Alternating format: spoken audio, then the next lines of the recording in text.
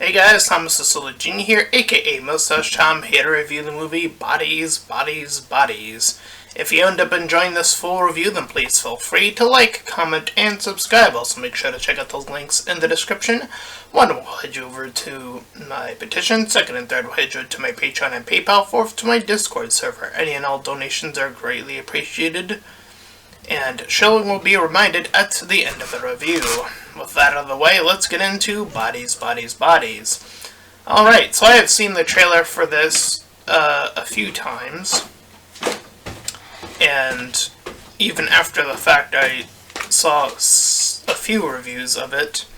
I will say this is among one of the weaker films I've seen, which in the horror genre isn't that surprising at all.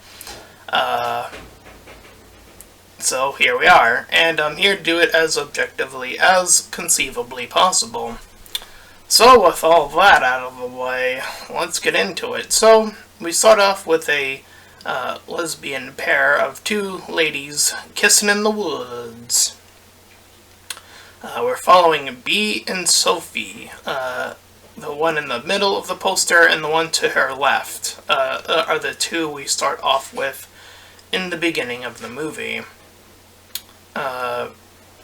So they eventually head over to this mansion where this other group of people, the other people in the poster, are hanging out in this apparent pool party based off of there being a storm, which is a weird reason to have a party, but whatever. Parties are gonna, people are gonna find a reason to party for anything, I guess.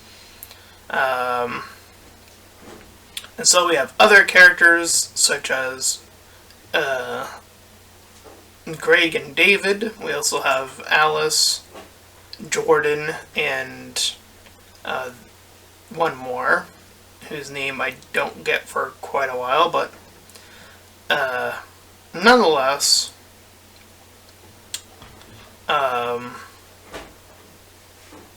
the party starts after a little bit of backlash of why these two have arrived and all of that stuff, and they inevitably get let in, and some of them get high and start dancing and all that good stuff. So, when they're deep in, they begin to play this custom game called Bodies, Bodies, Bodies. It is what the in-game, title of the movie is.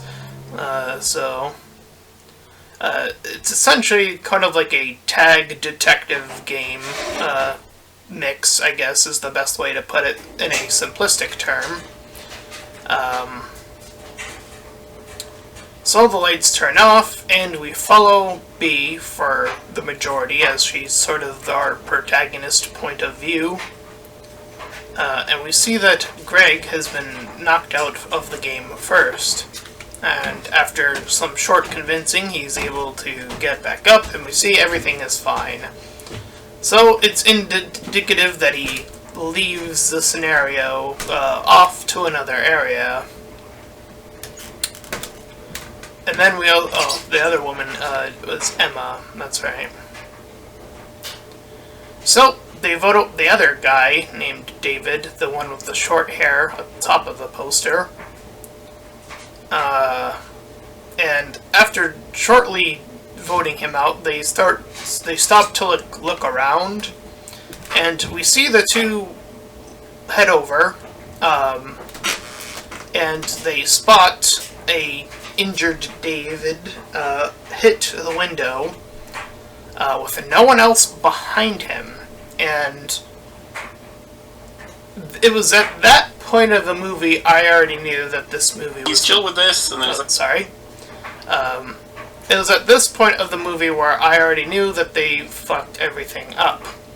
The way the shots are panned is that we see, again, our two leads, Bee and Sophie, one who are centered on, and Sophie coming in from the right side and heading outside. And we clearly see David hit, be be injured from a, this back view coming forward, but there's no one behind him. So it's already established at this point of the movie what had happened. And they tried to treat it later in the movie like this was some sort of big reveal. And all I have to ask is, why? I mean, don't get me wrong, it's a stupid reveal anyways, because I'm just gonna save some time and say it now, as it would turn out that David here decided to try to do this sword trick thing to open his beer like Greg did earlier in the movie when they were just arriving, but David stupidly holds the blade up to himself, cuts himself, and thus it is a self-inflicted death. However, again, based off of just the way it's shot, you can tell that that is the case right off the bat. Additionally, the movie isn't helped by the fact that all of the characters are way too similar to one another. None of these characters really stuck out in any particular way. I was about to say potentially Jordan could have stuck out a little bit more out of all of the characters, but no, that ends up not being the case. So anyways, so now they have a dead body on their hands, and a real dead body at that. So the four females, or five currently, or one of them heads away, I think. They head over, or rush over to the van. They see that it's not working. One of them tries to say that they're gonna walk away to get some help, and the others are like, no, it's raining, don't go. And we see that they also don't have a signal to call the police. And again, it is that level of stupidity that runs throughout this entire film. If anything, just having that person head out probably would have helped avoid a lot of this. Or, search David's body for a longer period of time before starting to blame each other. The entire movie would have been avoided if they had simply searched him and found his phone, because they discover his phone at the end of the movie and find out what he really did to himself. But no, the characters aren't that smart. They immediately go to attack on each other, and, here's the thing, is that I know what they're trying to do, and that's not really a good thing, is when you can tell when the writing is this obvious, they're trying to make this purposeful commentary about, how toxic, the worst of a Twitter atmosphere can be, essentially what all these characters are sort of a resemblance of. I get that, but the thing that doesn't work is all of the setup is sacrificed in order to make that call even worth it. So it's not, the sacrifice isn't worth it at all in the end. When you have to sacrifice that much level of stupidity, again, leaving to go get help, as another example, and the examples just keep on coming. So, anyways, we follow Alice for a bit, she's the one at the bottom of the poster. She's being grilled about being associated with Greg, because they automatically assume it's him instead, again, instead of doing their research. And Emma vanishes away from the scene as they all head up. And again, splitting the party, as it were, in a horror movie is typically a sign of, the writing is showing its hand again already, where it's well, we're trying to get rid of people, obviously.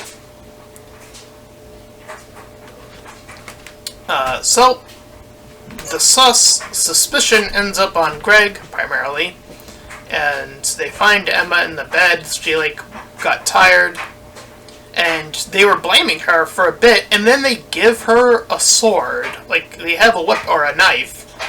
I'm like, what is this writing? It's like, they were just attacking her character, like, for going away, for, like, vanishing for a bit, and then they give her the weapon. It's like, what are you doing? Why? Why would you trust that all of a sudden? It's like, this abrupt level of the switch, it doesn't make any sense. So they get to Greg, they find him, and Greg, you know, being probably the most authentic character out of the entire group, thinks that they're all playing a prank, at least initially, and then starts to, you know, get on them because they're all grouped up against him. And thus, B proceeds to attack him when they see he's trying to get back at them, and proceeds to kill him. So, we're this late in the movie, and the main protagonist has become the main killer of the movie. Because remember, the first character didn't even get killed by someone else. It was a suicide for all intents and purposes. So,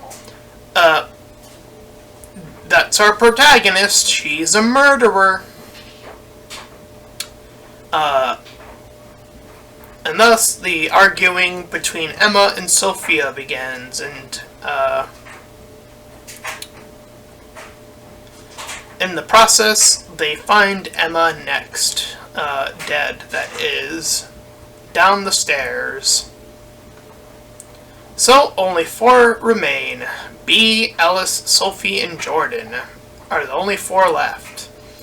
And Alice wants to kick B out because of the obvious, like, you killed this person, even though we were kind of on your side for that part of it. So again, it's just like this constant flipping of characters, of like events, of this just like back and forth. This movie's so inconsistent about just keeping characters' choices, like, consistent within themselves. It's just so ridiculous. B goes to the truck now that she's forced outside, and she sees someone pick up a gun. She is able to point out that it was Jordan who picked up a gun, and she does so again, and it turns into this pretty lengthy 2-on-2 of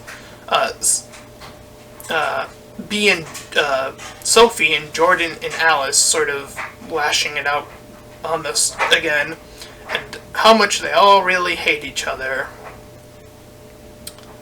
So Jordan shoots Alice in the process of this argument, and then she gets shot again, though the attack this time seems to be more ambiguous, and seemingly, since they all tackle on her in a pile, and we don't see who's currently holding the gun when we see it. Though I would assume the safest bet, based off of a pile like that, would be the person closest to the bottom, which I believe was also B. So I think she stacked up a second kill. I'm going to assume that that is the case based off of their positioning.